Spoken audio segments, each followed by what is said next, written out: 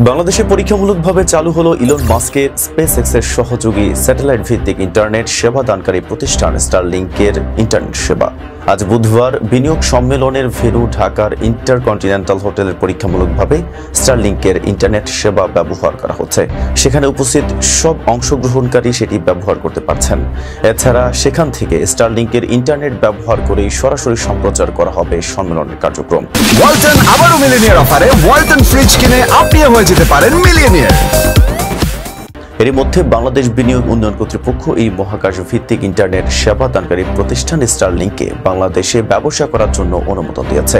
এর আগে গত 29 মার্চ বাংলাদেশ বিনিয়োগ উন্নয়ন কর্তৃপক্ষ স্টারলিংকে বিনিয়োগ নিবন্ধন দেয়। তবে দেশব্যাপী বাণিজ্যিকভাবে ইন্টারনেট সেবা চালু করতে হলে প্রতিষ্ঠানটিকে বাংলাদেশ টেলিযোগাযোগ নিয়ন্ত্রণ কমিশন থেকে NGSA নীতিমালার আওতায় লাইসেন্স নিতে হবে। গত 6 এপ্রিল ঢাকার স্কাটনে ফরেন সার্ভিস একাডেমিতে আয়োজিত এক সংবাদ সম্মেলনে বিডার নির্বাহী চেয়ারম্যান চৌধুরী আশিক মাহমুদ জানান, স্টারলিংকে 90 কার্যদিবসের মধ্যে কার্যক্রম চালুর অনুমতি দেওয়া হয়েছে। লাইসেন্স সংক্রান্ত প্রক্রিয়া যথাযথভাবে সম্পন্ন হলে তাদের আর কোনো বাধা থাকবে না। ইলন মাস্কের স্পেসএক্সের অধীনস্থ প্রতিষ্ঠান স্টারলিংক ইতিমধ্যেই বিশ্বের বিভিন্ন দেশে ইন্টারনেট সেবা দিচ্ছে।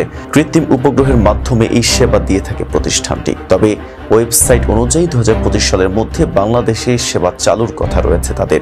2023 সালের জুলাই মাসে বাংলাদেশে স্টারলিংকের প্রযুক্তি পরীক্ষামূলকভাবে চালানো হয়। সে সময় সরকারের সংশ্লিষ্ট মহলের সঙ্গে প্রতিষ্ঠানটির বৈঠকও হয়।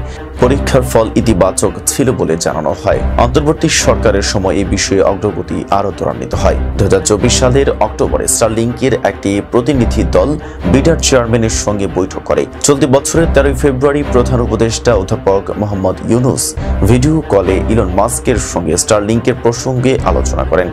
গত মাসে ঢাকায় স্টারলিংকের মাধ্যমে আবারও পরীক্ষামূলক ইন্টারনেট চালানো হয়, যেখানে ডাউনলোড গতি পাওয়া যায় 230 Mbps।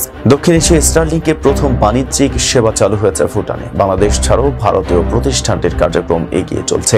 বাংলাদেশে স্টারলিংক চালু হলে প্রত্যন্ত অঞ্চলে উচ্চ গতির ইন্টারনেট সহজলভ্য হবে বলে মনে করছেন প্রযুক্তি বিশ্লেষকরা। এতক্ষণ সাথে ছিলাম মেহেদি হাসান। ফেজা পিপলের সাথে থাকার জন্য ধন্যবাদ। ওয়ালটন আবারও মিলিয়নিয়ার অফারে ওয়ালটন ফ্রিজ কিনে আপনিও হয়ে যেতে পারেন মিলিয়নিয়ার। মিলিয়নিয়ার ছড়াছড়ি দেশ জুড়ে, এটা শুধু ওয়ালটেনই পারে।